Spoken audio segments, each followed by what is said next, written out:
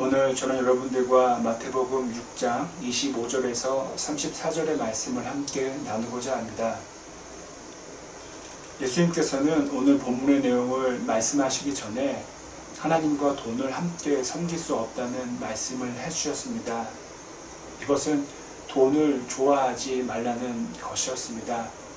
사람들은 예수님의 말씀이 틀리지는 않지만 현실과는 다르다고 생각을 했을 것입니다. 아마 이런 이야기를 했을 것입니다. 돈이 없으면 살 수 없는데 왜 예수님은 돈을 좋아하지 말라 하실까? 이렇게 말입니다. 그래서 예수님께서는 오늘 본문에서 그런 질문을 하는 사람들에게 위로의 말씀을 해 주셨습니다. 그것은 염려하지 말아라, 걱정하지 말아라, 하나님께서 먹이시고 입혀주신다는 내용이었습니다.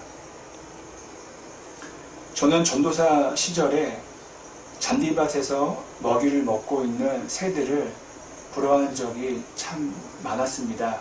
그것은 오늘 말씀을 묵상한 내용의 그런 결과가 아니라 당시 돈이 너무 없었기 때문에 새들을 정말로 부러워했습니다. 하지만 그 새들을 볼 때마다 항상 오늘 본문 말씀이 머릿속을 스쳐 지나갔습니다. 아, 나는 새보다 더 귀한데 그런 염려를 너무 할 필요가 없지라고 생각을 했습니다. 그때부터 지금까지의 삶을 돌아보았을 때 저는 예수님의 말씀이 다 맞다고 고백을 하게 됩니다. 정말 예수님께서는 부족한 저를 먹이시고 입혀 주셨다는 것입니다. 물론 지금도 염려가 없다면 거짓말이겠지만 성경의 말씀과 그리고 저의 그런 신앙적인 경험들이 미래에 대한 그 물질에 대한 염려를 많이 덜어주고 있습니다. 그리고 더 이상 새를 보면서 부러워하지는 않습니다. 구약에 나오는 만나는 오늘 본문 말씀을 더 자세하게 설명해 줍니다. 이스라엘 백성들은 이집트에서 살다가 그곳을 나와서 광야에서 지내야만 했습니다. 광야는 어떤 곳입니까? 아무것도 없는 곳입니다. 먹을 것도 먹을 물도 없는 곳이었습니다.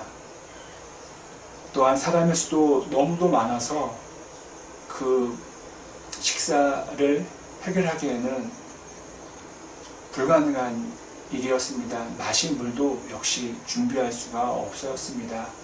하지만 하나님께서는 그들에게 만나를 내려주셔서 그들을 먹여주셨습니다. 그리고 그 광야에서 물을 내어주셔서 그들이 물을 마실 수 있게 해주셨습니다. 어쩌면 모든 것이 다 갖춰진 이 도시를 살고 있는 저와 여러분들은 환경적인 면에서 봤을 때는 부족한 것이 없게 보일 수도 있지만은 삶의 공허함 때문에, 삶의 부족함 때문에 도시에는 살고 있지만 마치 광야 길을 걷는 것 같은 느낌을 받을 때가 참 많을 것입니다.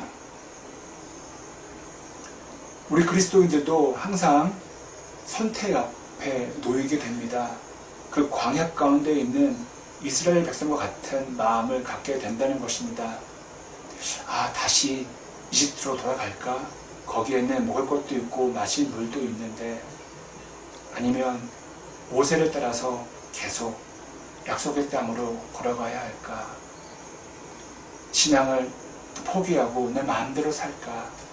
아니면 앞이 보이지 않지만 신앙으로 쭉 계속 걸어갈까? 이런 고민을 매일마다 하게 된다는 것입니다. 부디 오늘 본문 말씀에서의 예수님의 가르침과 구약 성경에 나오는 만나의 기적 이야기가 저와 여러분 모두를 이끌어줄 수 있기를 간절히 소망합니다. 제가 기도하겠습니다.